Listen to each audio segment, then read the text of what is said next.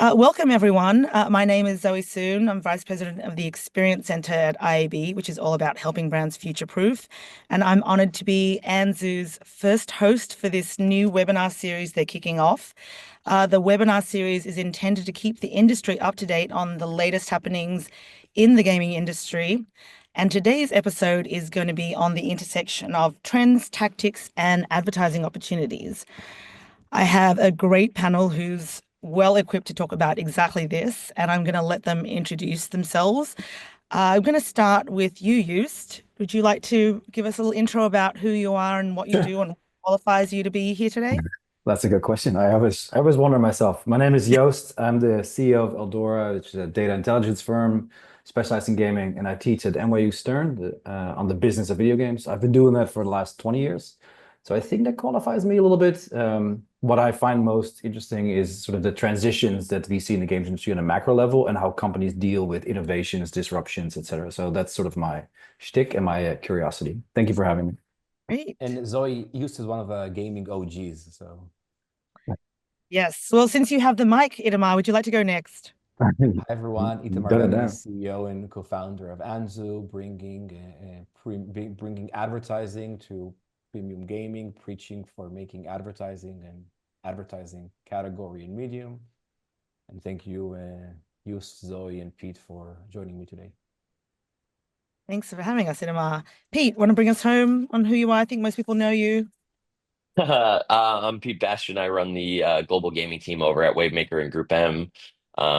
So sort of sitting in that intermediary space, brands and then the gaming ad world, and sort of playing in both directions. So I get paid to think about ads and video games all day, basically.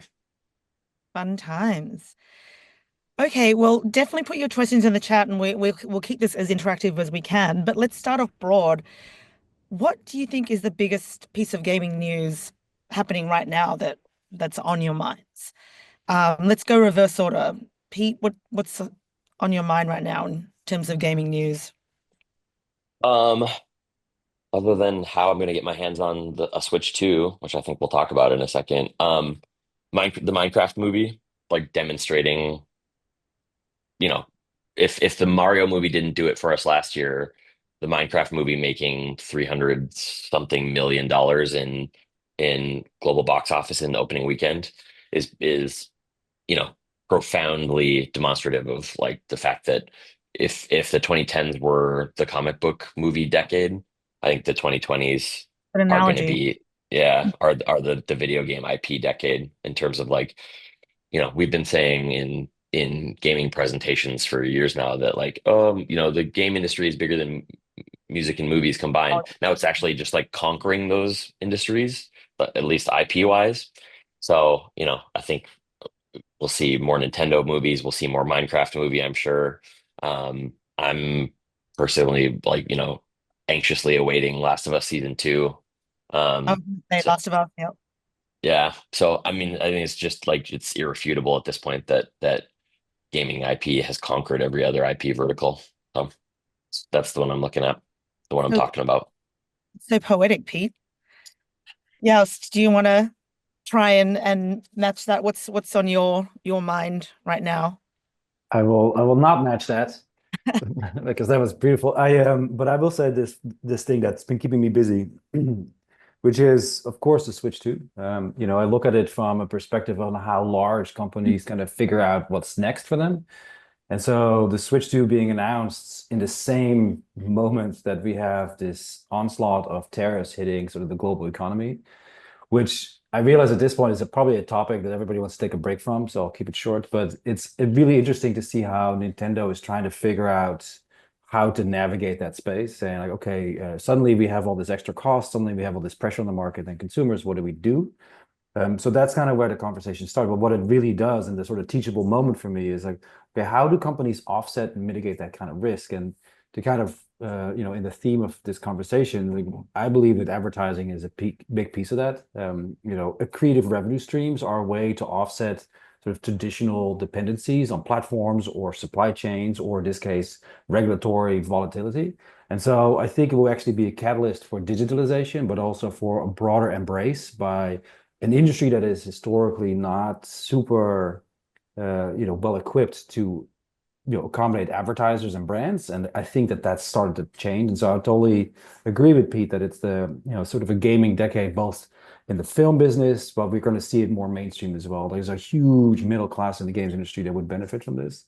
And I think the Switch 2 announcement and the tariffs that followed and the sort of back and forth on that, for me, that's a big, sort of a sea change moment in that conversation. Quick follow-up question, do you think the price is going to be prohibitive, or is Switch just so well loved that people are Yeah, it's a price good one. blind?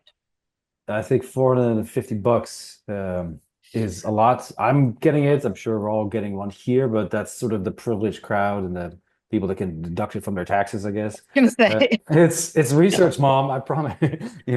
But it's in many ways, I think it's a big step up, which you can make the argument that will it's let me just cut to the chase and say it won't sell as many units out of the gate as the original Switch, because that was a unique moment and it was incredible in the sort of circumstance that they launched that device in. The Switch 2 comes in at a very different. I think over its lifetime it will sell roughly the same, but it will be a much more gradual sales curve because the first 10, 20 million, sure, they'll sell, but it's really the 50th or the 60th millionth unit that's going to be much Is everyone really slower. going to upgrade? And, It's and, going to be a and, much slower grind, yes. and Zoe, I actually have a problem with the price. I mean, gaming is, it's entertainment, it's fun, it should be open to everyone, not only to rich boys and girls. And we can dive deeper into this point, but like I think like as an industry, a lot of the more premium, best gaming content is gated for a very specific audience. And I think there's actions we can do as an industry to change that. Right. Well, what's on your mind, Itamar, in terms of news stories right now affecting gaming? Aside from Aside prices from the being, Minecraft yeah, and so I actually bring it, back to your area. So IB Playfronts, year number 4, and just, exciting. For those who don't know what it is, it's the dedicated IAB day for gaming with the buyers, the sellers, and how as an industry we can make gaming and advertising a medium, like dedicate days around TV and audio and different industries. I am, yeah, I'll speak a bit louder. I am co-founded Anzu 7 years ago, and gaming was, like a niche thing for geeks locked in their basements. One of the gaming platforms back in the days didn't allow dynamic advertising because it wasn't brand safe, but they allowed porn. wow. And as an industry, it's just exciting to see in 7 years how much progress we made. And it was a big statement of having Playfronts year 1, and it was still a lot of startups speaking to themselves. And I think like to see the magnitude of what we had last week in New York was like public multi-billion-dollar companies leaning in and focusing on this intersection of gaming and advertising. It was just like fascinating to see that. And the kudos here is always for you on like making this happen and like helping the industry move forward. And everyone sort of came together. I feel like all of the leaders in the industry definitely made that happen. So thank you to you two for supporting. Okay, let's dive a little bit deeper into sort of this world of gaming and what's happening right now. Huge period of change, like Youst sort of mentioned. We're seeing some massive new games launch from, like Mario Kart World and Assassin's Creed, new platforms emerging, including Switch 2. The much anticipated upcoming GTA 6. At the same time, consumer spending habits are sort of shifting, and advertising is playing a bigger role in powering gaming experiences, particularly on mobile. What are all your perspectives on what's driving this change, and what should brands and advertisers be paying attention to as gaming continues to evolve? Does anyone want to kick us off? Otherwise, I'll pick somebody. Yeah, I mean, I can start. I mean, maybe we can dive deeper into the last point. You mentioned the GTA launch and rumors that it's gonna cost $100. I just have a problem with that, with the best games in the world being gated for people who want to pay that amount. And part of the power of the internet, the open internet, is this like accessibility. And it's like a lose-lose for the industry that one of the best gaming companies in the world builds one of the best games in the world, and not everyone can play it. So I think that's a problem in the industry. And then I think on the other side, But in the why is that a mobile, problem? Is that just in terms of egalitarianism? I mean, I think there is, like Google and Facebook showed us that there's a way to make the product free with smart advertising and making it accessible to everyone. Like I'm sure most people would agree with me that it's better to have like the Instagram or Google search for free with ad based versus paying for it. Imagine a world where a lot of the information is gated for people who want to pay for it.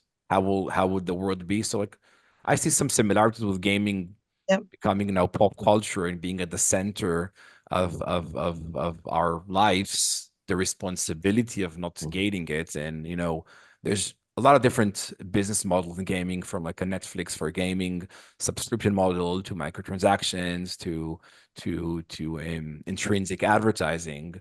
But I think this is like a red flag for the industry, that's it's becoming more and more expensive to build games. The pricing, like in the past, when it was a $60-$70 game, it was like, wow, that's a lot. Like who would imagine? And now we're breaking that ceiling, and maybe others will match that again. I think this is like an important point in the industry to just like decide how are we going to navigate this. Yeah. Yeah. If we stay on this trajectory, you're going to see a huge shift in how the gaming public like consumes and pays for their for their hobby.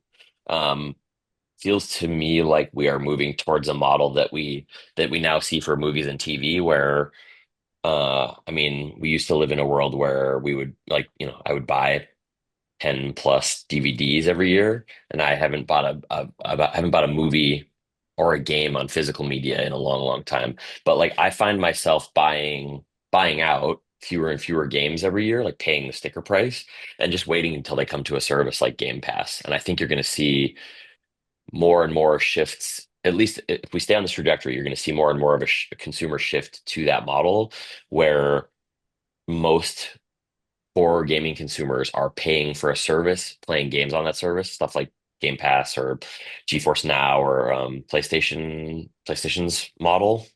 Um, and then buying only a handful of like hyper premium priced games that they have to be playing day one throughout the year. It just feels like the most natural evolution. Yeah. But this feels for me like a loss. There was like interesting Yeah. research I saw on like time people are playing games versus how much money on average per minute play they're spending in gaming, and then comparing that to Hollywood, to music, to other industries. Gaming is way under indexed in this ratio.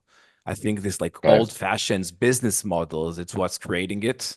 And so I The think old-fashioned business there's model being the subscription, or you buy the game model. The old-fashioned, yeah, exactly. Because like think about it. If you buy the game and there's no business model happening after that, the motivation is for people to buy the game, right? If you create a great game for free, stickiness, people want to spend money in it, microtransactions, or see like native advertising. There is like in like a alignment of interest. As people play the game more, the game developer is going to get more revenues versus the prepaid model. And in other industries, we see that working like much better. Mhm. Mm. yes. Yeah, I definitely agree with a lot of this. I would express it slightly differently, but it's the same directional observation in that there's a bifurcation in the audience. But there is the development and marketing of gaming has become so expensive that it's unsustainable, which is why you see this sort of disappearance of a middle class. There's Yep. very few sort of what they call double A studios out there anymore, and as a result, you have the Take-Twos and the EAs that have the big franchises that they can, Triple A's. do the triple A's that they can invest billions of dollars in the development and so on, right? I mean, GTA 6 has this rumored budget of $2 billion. That's wild. Call of Duty 6 the most recent one, $700 million. Look, that's a lot of money to just get a game out, one game out. And it's a big to do, of course, but so how many players and investors that can actually carry that? Which leaves everybody else. And it's sort of this giant pool of mobile game makers. It's this giant pool of people on Steam.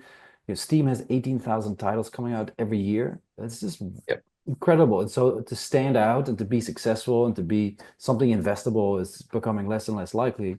So what you see then is sort of this upper class and a lower class sort of emerge on the supply side, and the demand side follows that. Like, absolutely, I'm getting the Switch 2. Absolutely, I'm paying whatever Strauss Zelnick wants to have for GTA 6 because it's what I like. But I'm sort of an affluent luxury shopper. Like, if we were in the watch business, we would all get fancy watches, right? That's just kind of how it goes. For the rest of us, it's going to be alternative revenue models. It's going to be alternative ways to pay for it. I think that's where advertising can play a critical role. I think that's why new pricing models come out, like subscription passes, like a Game Pass, like Pete mentioned. All of those kind of distribution and pricing models are new, and that's a big transition. And it's actually time. In many ways, I've been covering the industry long enough to know that it's the only one that does not have indirect revenue as a major source of income, whereas every other form of entertainment does. And in my mind, it's mind-boggling that like social media gets 18% of time and attention compared to say 14 or 13% for gaming. But social media gets 40% of budgets for Oh, yeah. ads compared to like 4% for gaming. So it's just a no-brainer to go into a space that has much more sort of emotional connectivity. It's more meaningful, it's social, and it allows people to play games that they otherwise wouldn't have access to. And sure, I'll go to the IMAX theater a couple times a year, but I want to watch my Netflix just the same. And so that Yeah. shift is going to be, new, and it's coming, and it's quite dramatic to say the least. And maybe to comment on one of the messages here. I mean, I believe that people don't hate advertising. They hate bad advertising. People don't, use people use ad blockers for annoying pop-ups and in navigating web environments. People don't complain like the ads in an Instagram feed. So it's not like that advertising equals bad user experience. Let's use ad blockers. I think it's like there is a different way of doing that. And I Yeah. think just back on that, that's the double-edged sword with the gaming community, right? They're so passionate that they're very intolerant of poor ad experiences, and they'll let you know. But because they're so passionate, if you get it right, you really get it right. And they're very conscious of the value exchange. So if there's a rewarded ad or something that enhances gameplay or makes it more realistic, like there's a billboard with an ad in it, sort of adds to the experience, I think there definitely are ways to get it right. Yeah. I say all the time in conversations with clients that this is especially people under the age of like 25 right now, and especially people under the age of 13 are the most ad savvy. Every progressive generation of Americans and honestly global consumers are ad savvier than the one before it. And so we're at the point now where like everybody, especially in the gaming audience, is incredibly ad savvy from the jump. There is no broadcast model to advertising anymore if you're talking about the gaming audience, because they expect everything to be a conversation. These are people who grew up on comment sections and chat with channels like Twitch. So it has to be two-way, and you have to Yes. be aware of what they want. You can't just tell them what to buy anymore. And so, I mean, to Idamar's point, audiences don't hate advertising. They hate bad advertising that isn't aware of they don't want advertisers to be that guy, that rude guy at the party that just barges into a conversation and talks over everybody. You just can't be that anymore as a It's brand. the community that you're going into for sure. Right. Yeah, Yeah. and I think digital natives is really where this tipping point of like the Mhm. perception Yeah. of gaming really started to change. Yes, I want to revisit a point that Pete made about how yes, you'll buy a few titles and then for the ones that you'll maybe less excited about or less anxious to get your hands on, you'll wait till the subscription and you'll just sort of wait till it goes onto Game Pass or GeForce Now. Are we seeing sort of just the shifts in gaming IP getting divorced from being stuck to certain channels? I think with the rise of cloud gaming, are we going to see that just gaming IP being divorced from certain screens? So which then will impact consumer readiness for ads in different environments. Yeah, absolutely. I mean, you can buy every major PlayStation first party game on Steam these days. I think Right. it's just like it's just more and more like there is I think divorce is a good word. Divorcing like first party IP or owned IP from channels is happening more and more. I mean, like 5 years ago, I guess a few more than that, but if you'd asked me if you could play the same game on Xbox with your friends who have a PlayStation, I would have told you that's crazy. And now it's like par for the course. Yeah. And so like I think it's just more and more like you play as time moves forward, the it's becoming more and more clear to everybody that like gamers should be able to play on the device that they want to play on, and it shouldn't prohibit them from, playing with people that choose to play on different devices. And I think that that model is going to extend to like, hey, let me buy your game on whatever platform that I want to play it on. Um, that's more and more going to be the case. There's no putting it all back in the box at this point. And maybe one point on an impact, a big impact I see for the advertising world coming from cloud gaming. So, in the console gaming, big screen, very premium, very exciting for advertisers. And then there is mobile gaming that has this scale and the accessibility of we have a gaming device in our pocket. So there's massive scale. Cloud gaming to some degree can merge these two worlds. Right. Basically, every smart TV will basically be the hardware to make Yep. premium gaming happen, and then you have the big screen. So like combining the scale from mobile and this like big screen from console, I think that's going to be a really big point for the advertising world and the intersection with gaming. Yeah. I mean, gaming just as content, right? Stop seeing gaming as this siloed thing, mysterious thing that people go off and do. And as we started out this discussion with Pete talking about Minecraft and Last of Us and all, and just how um, popular this gaming content is, I think that's all really interesting. Yeah, like let's take like Instagram or Facebook or Google. People don't differentiate a lot between being in a mobile environment or a desktop environment as they interact with these platforms, right? It's more about the fact you're on Instagram or in Google versus you're on a mobile device, you're on a desktop, and gaming like eventually can get to that place where it's more about gaming versus the device you're on. Mhm. Yeah. Yeah. Gaming and CTV are going to come together, I think, Yeah. over the course of the next decade or so. Like a new vertical. It's like a different content vertical. I think people are going to get used to the idea that you just pair it, you buy the controller that you want to play with and you pair it to your TV instead of, associating it directly with a console. Right. Yeah, that's what Yeah. Samsung's doing, right? They have the game Yep. hub, and that's Yep. Which yeah, seems like a small shift, but just think about that ripple through all of consumer behavior where you're sitting in your living room Mhm. and you can toggle between gaming and CTV as an entertainment super easily. I'm a fan. I mean, it goes to your point of things being cross-platform, and it really should serve the customer, the consumer base, the audience, and just be accessible. And then there's different ways to ask them to watch an ad or immerse in some kind of branded experience or buy a subscription, whatever kind of works for them, but they're used to it. It's just a matter of making it accessible. And that, is not going to happen. Like, so here's the thing that I constantly run into: the incumbents and the legacy firms, the publishers and the platform, they don't think like this just yet, right?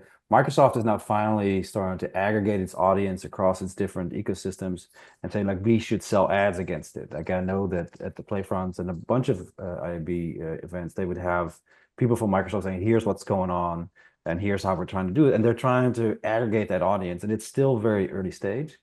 But it makes a lot of sense to think when you talk to some of these major publishers that they used to express themselves in units sold, and nowadays they talk about how many people they reach through their player network. That's EA's big shtick, saying we reach 700 million players across our Sims and sports titles and all this Becoming stuff. more and more like media, isn't it? It's exactly like media. They're borrowing the language and it tells you how they're thinking. In the same way that 10 years ago, they were all talking about digital this and digital that. And, so they thought of themselves more as tech companies, perhaps, but they have really accommodated themselves to learn media language. And I think that that's allows you to kind of dot out the future for a lot of these companies. Maybe a Mhm. small anecdote in our first deck in Anzo 7 years ago, like our first, like, mission for the gaming companies was to help them to become media companies. So it's nice to see how the industry moved in these 7 years to the gaming companies actually becoming media companies. Because if you think about sport, right, like the NBA, the NFL, they're first and foremost media companies. Some would even argue before there are sport organizations, right? So. Mhm. I think two other things that are sort of removing barriers from gaming companies being more like media companies is the just the accessibility. So mobile is a huge part of consumer behavior. So having that cloud gaming where I can pause play on my console, pick it up again on my mobile device, so I can play that AAA across platforms, huge barrier overcome. And then what I want to double click on is this move to free to play. We're seeing like Fortnite's obviously free to play. They're monetizing through skins and other in-app purchases. The Sims recently had their 25th anniversary and offering free to play options. Yeah, do you guys think this move is going to intersect with everything else we're seeing? Is it going to have an effect on how much ads we're seeing in gaming? Yeah, I mean, maybe a few comments. So first, if a paid game becomes free, few things happen. A, much more people are going to play the game. B, now we need to figure out the business model of how do you sponsor it, right? That's the first thing. The second thing, like Fortnite is really unique in the sense of the ability to have a massive business for microtransactions without cannibalizing from the competitiveness of the game, right? Mhm. Because if you buy a skin, it doesn't make you better in the game. Most gaming companies, their only way to sell microtransactions is make you better in the game. And there's a very like gentle line there between revenues from taking the competitiveness of the gamer with most money is going to win versus the best gamer is going to win. So I think that's a very challenging business model that can work for some companies great, but not for everyone. What I like about the advertising side is that it can be relevant for a much more broader net of gaming companies. If there's maybe like take 10 indie games, maybe each one of them standalone doesn't have the user base and the scale to strike a deal with a big brand. But if you bundle 10 of them together, now there's like a real scale and a real opportunity, and it's a real media asset. So that's something I'm very excited about to bring the power to this, like to the community and to the indie, and like bundling together to be very attractive for advertisers. I want to hit some of these questions in the chat. Can you speak more to the intersections of music advertising and gaming? There's a huge crossroad there where music is making a huge impact in experiences. Yeah. Are you seeing, Yeah. yeah, go for it, Pete. Like I think in concerts? Well, I mean, like, I think the wall between music industry and spaces like TikTok and then spaces like Roblox is just like dissolving, essentially. They're all kind of turning into, I mean, if anybody saw what Charlie XCX did in Dress to Impress on the Roblox platform last year, like that kind of thing is they all just bleed into each other. They're like this, they've become this like one, or I should say, they're in the process of becoming this one sort of like contiguous cultural space for Gen Z and Alpha that are like, it's all just a cultural hub that kind of exists across all of these platforms at once. And if they all feed back into each other too, like Uh, I was gonna use the metaphor of like, we used to be in a world where like there was like a content function like a river where there was like an origination point and it just kind of like flows downward across all these different channels. But now it's like, the music industry, a musician like Charlie makes this album and starts it as a cultural movement, Brat. Then it moves to Roblox and Dress to Impress, where it becomes a cultural thing.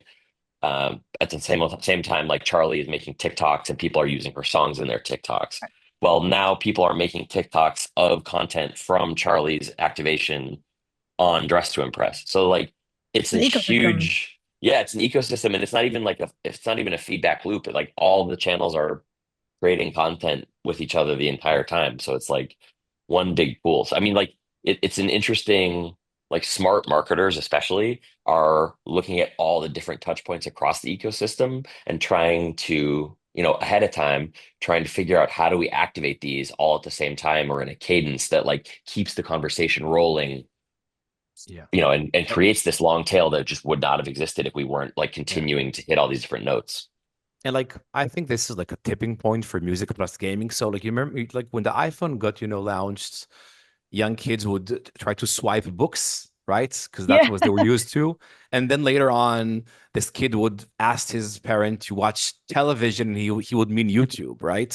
And I think now, so like I can give an example from my boy. He was speaking with my mother, and he told her that he went to the Eminem concert, and he was referring to the Fortnite concert, right? Right. So like I think as an industry, there's these aha moments that like really tell us where we are. So like like a music concert can be in a game, and that's like standard for these like younger generations. Yeah, it's interesting. It's very compatible with the existing business model for the music world, where it used to be that you would be on the radio and tour to promote the album, and that's how you made your money. It's totally inverted now. It's like you stream, Yeah. and that's how you sell concert tickets, and that's how you make money. So like Right. artists have to be on the road all the time to make a living, which is why you see the price of tickets and all these concerts kind of creep up. But it's the degree to which they recognized very early on that gaming was an ad channel, a marketing channel to reach an audience, and to Pete's point, kind of like have it become its own thing, and become its own sort of source of memeable content or viral content. And That's and unique to music, I think. Go ahead. yeah, and be able to reach their audiences in ways that go beyond just top of line display, getting your Mhm. brand in front of your sound in front of them, sort of having like Charlie XCX, you actually had an interaction and got people to interact with her Yeah, oh, yeah. bright themed outfits, which is I amazing. I thought that was a really good example. My anecdotally, my buddy, he does marketing for Lotto. It's just this Atlanta rapper and the sort of style of Nicki Mhm. Minaj, whatever. And it's turns out he told me this a year ago. It's like she's a huge fan of The Sims, and her outward persona is like this, very different kind of persona than this dorky lady that's playing The Sims and sort of managing this, this little synthetic household. And it's that juxtaposition that goes over so well with the fans because it shows different sides to people. Like the fact that Doja Cat was playing a variety of different games on live streaming on Twitch. It just adds depth to the person. It just, and Yeah. what's his name? Henry Cavill, the big, straight jawline guy from Superman and The Oh, Witcher. He's a huge like Yeah. that Henry Warhammer Cavill? dork. Yeah, sorry, that's his Cavill, name. Yeah, yeah. yes. I always get confused with him, so I don't know his name. It's the I know but his so, name. but it gives it gives depth to the personality, and suddenly gaming becomes this currency. Which, if I really round out that thought, is like this is why you see Elon Musk trying to like get into that conversation. He's like, I'm a really good Diablo player. No, you're not. You're just buying somebody's account. But it's the gaming becomes a currency and sort of social clout for Mm, artists, for musicians, for creatives, and for brands. That's a great opportunity to get into the conversation. Mhm. social clout. I like that concept. There you go. Um, Go buy the Sabrina Carpenter skin pack that just came out in I Fortnite. saw, I saw. Yeah, dude. That's my weekend. Uh, uh, one last question that we have in the chat. Do we think Xbox will exist in 5 years apart from the US and maybe the UK? Because they're saying beyond here, it has that hardware has less market share everywhere else. Um, Xbox as a brand and a service, absolutely. Xbox is they essentially, have Game Pass, I, right? yeah. I mean, like their if you look at their campaign right now, is their ad campaign, their brand campaign is brilliant. It's literally, it was plastered all over the front of the Moscone Center when we had everybody here for GDC. The ad campaign is literally, this is an Xbox, and then every ad shows a different device. But like they have been, kudos to Microsoft for understanding that like Xbox is more than a hardware brand and needs to be, because like they've lost the direct hardware sales competition to Sony and Nintendo for the last I decade mean, that's why plus. they bought Activision, right? It's like a content play. They've Yeah, got Minecraft, Xbox. And Bethesda and Mojang and yeah. I I mean, mean, yeah. that is the gaming wars. It's like Yeah. these conglomerates coming together. Plus, Mhm. let's not forget the exclusive content on Xbox, which is also like a part of this. Mhm. No, Yeah. absolutely. It's so here I'll speak to it real quick, which is to say Yeah. that this is a conversation that comes back with Xbox in particular, but console in general. Every 5 to 10 years is like, oh, it's dead. That industry is dying. It's been dying for 30 years. And Yeah. and it's growing. PlayStation had the best quarter in its cycle last quarter, at the end of 2024. Nintendo is out of the gates, hot as it can be. So is Xbox as a brand going to go away? Absolutely not. Will the box be de-emphasized? I think so, because they're naturally moving into the cloud. Well, I was Will going it to say that's disappear in beyond five them. years? Right. And so they're already planning for some of that, but I doubt that they'll give up on the hardware altogether because it's still very much sort of a component to their ecosystem, but it will be less of a prominent aspect. But to say that it's going to be, especially in 5 years when they've just, to your point, Zoe, acquired Activision Blizzard for $70 billion, they're going to want to walk that out and make some money on that. And having a physical component is going to be a part of it. So I would give it at least 10 years before we can have that conversation. I mean, I had the original Nintendo, and before Nice. a gaming console used to be the only way you could access gaming. And now I think we're Yeah. just seeing gaming explode out of being tied to these hardwares. So to Mhm. your point, yes, it's like they'll still be there. It's just that gaming is outgrowing them and becoming available everywhere. Mhm. I'm Mhm. conscious of time. I think those are the main questions.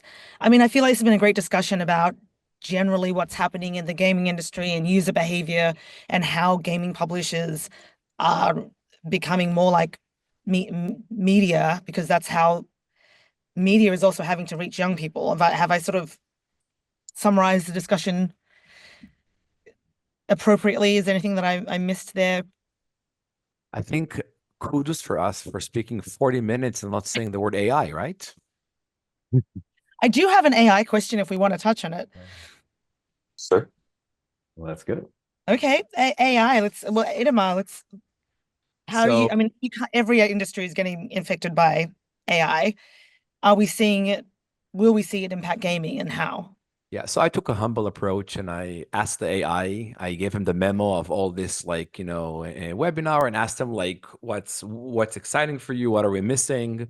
So the two top points was like hyper personalization in-game ads, AI based with like understanding moments in the game and the impact they can have on advertising, which was quite an interesting one. And second was interactive brand integrations where the AI can correspond. Like there can be like an interaction between the gamer and the branded content that goes way beyond the advertisement. It can be a conversation, it can be a community, it can go to many different ways. So the AI was pretty spot on in the sense of what should AI be exciting for us about. It's very meta of you, Itamar. Youst, do you have anything to add? On AI, I I continue to always be a skeptic of new technologies just because so often have I had my heart broken with some new gizmo and it just doesn't deliver. I'm Gen X.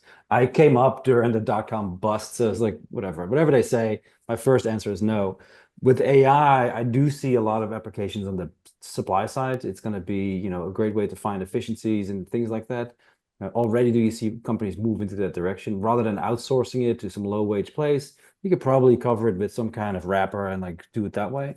I mean, it's sort of the obvious case. The show pony that we saw for Microsoft, where they had Quake playing on an AI engine, uh, you know, yeah, is it possible? Sure, but it's 15 frames a second. It's kind of wonky. It's like, so, and I can play Doom on my refrigerator display screen, right? So are we there yet? I think that the investment is a little bit high for what we're getting out of it right now on the demand side. Like, am I excited as a gamer? Not really, but I think it makes total sense to figure out how to optimize your supply chain, your back end, your creative process. Absolutely. So Targeting for it's going to sure. be a while before we really see that. Yep. Yeah. Yeah. No, like from the agency guy spot, like I don't like clients aren't asking about it. It's not really emerged as a thing. Clients ask about AI, but not through the lens of gaming at the moment. And I think it's because there is no sort of like tangible way that it's affecting like gaming yet, not visibly. I mean, it's gonna affect the content that it's gonna affect the process of game development and the content that we see in games, but Yeah. Well, the in publishers, terms of like, right, yeah, yeah. I mean, like publishers are already, like very world actively building, using it yeah, in storytelling. development. Yeah. I think like eventually we'll see it work its way into major gaming applications. I mean, like I could easily see a future where, your GTA 6 experience is completely different than every other players in the world because they've got some generative AI engine integrated into the game that's like writing dialogue for characters in real time. Which would be crazy and makes games even more engaging than they are now. But like from the media side of things, we'll see it used in like when to how to target ads and when to trigger them on things like live streams, way before we'll see, clients asking how they integrate AI into their like owned experiences or anything like that. Well, So sentiment Pete, analysis. yeah, so as a follow-up to my AI question was like, so very exciting hyper personalization, AI interactive brands. When will it happen? So the AI predicted 2 years. Do you agree Wow. with Mhm. that? Yeah, I think we'll start to see it have an impact in the next couple of years. I Yeah. mean, it's moving so fast. It's not Uh, unfeasible. I mean, it's a big statement to go against the AI prediction when we speak about AI, right? So Well, Isn't that the plot of Terminator? I feel like that was the whole plot of Terminator. there you Yeah. go. Uh-huh. Okay, well, I think we're about at time. But before we wrap, I want to ask Itamar a question about a recent announcement I saw um, about a partnership with you and Claritas, well, Anzu and Claritas. Would you maybe tell us a little bit about who Claritas is and the significance of this partnership? course. So our three pillars for advertisers are ease of use, because brands love innovation, but not easily change the way they work. And by having integrations with Tradive and all the biggest like media buying platforms, it's easy to buy media in gaming. The second pillar is scale. And we work with most of the biggest gaming groups. We have a lot of scale from their portfolio, a lot of premium content. So that's check number two. And then the third point is media value. And Claritas is like our new addition to how do we show value in for ads and games. And we do like a lot of bunch of stuff with like offline attribution and online attribution and sales lift and Mhm. measurement. And there's like a lot of good stuff around that. But Claritas built a really like exciting technology, and they work with a lot of advertisers as like a trusted auditor to help the marketer understand the value, the sales lift, the actual value impacting like top line revenue of having ads in games. And we see just like amazing results from the ability of Claritas to compare apple to apple value in gaming with Anzu versus value in other mediums. And some of the biggest advertisers in the world are already using their technology to measure their Anzu campaign. So it's for us another step forward in bringing like more media value and more confidence for advertisers. And like why gaming, we spoke in the past that there's like there's a lot of consumer time spent in gaming and not a lot of ad dollars in gaming in comparison to TV and other mediums. I believe these three pillars is the key to unlock it. Great. Mhm. Very cool. Very cool. Yes. Okay, I think that brings us to a close. Thank you, everyone, for tuning in. I think this series will be happening twice a quarter. Idema, do you want to tell us about who your next guest host will be? And thank you for having me for your first episode. Maybe one more point about Claritas. I met the Claritas team at the IB Playfront a few years ago. Oh, So there you go. Full circle. just to close the loop on the importance of Playfronts. Yeah. Yeah, so thank you everyone for joining. Next webinar series, Trevor Fellow, who is the EVP and agency lead for NBC Universal, one of our investors and strategic partners. And the NBC team had a dedicated sales team for gaming and promoting Anzu. And Trevor will with some OGs and impressive gaming and advertising executives. We'll speak about more cool stuff around the intersection of gaming and advertising from the lenses of the omni-channel, big advertisers, CTV world. So more on this soon. And thank you everyone again for joining.